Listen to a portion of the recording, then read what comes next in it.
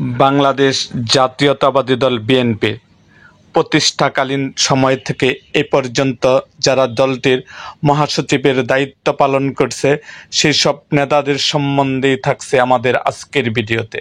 তার আগে যারা আমাদের মুক্তাগাছার ইতিহাস মিডিয়া ইউটিউব চ্যানেলটিকে সাবস্ক্রাইব করেন নাই তারা অবশ্যই আমাদের মুক্তাগাছার ইতিহাস মিডিয়া ইউটিউব চ্যানেলটিকে সাবস্ক্রাইব করুন এবং পাশে থাকা বেল আইকনটি বাজিয়ে দিন।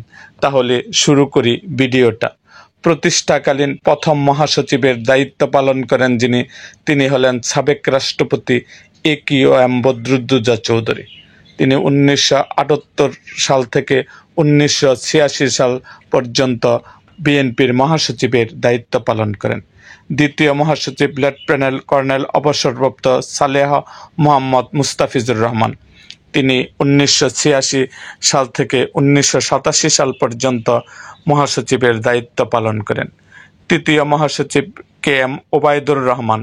তিনি 1987 সাল থেকে 1988 সাল পর্যন্ত মহাসচিবের দায়িত্ব পালন করেন। চতুর্থ মহাসচিব জনাব ব্যারিস্টার আব্দুস সালাম তালুকদার। তিনি 1988 সাল থেকে 1996 সাল পর্যন্ত বিএনপির মহাসচিবের দায়িত্ব পালন করেন। পঞ্চম মহাসচিব আব্দুল মান্নান ভূঁইয়া। তিনি 1996 সাল থেকে 2007 সাল পর্যন্ত মহাসচিবের দায়িত্ব পালন করেন। ষষ্ঠ মহাসচিব অ্যাডভোকেট খন্দকার দেলোয়ার হোসেন। তিনি 2007 সাল থেকে 2011 সাল পর্যন্ত মহাসচিবের দায়িত্ব পালন করেন।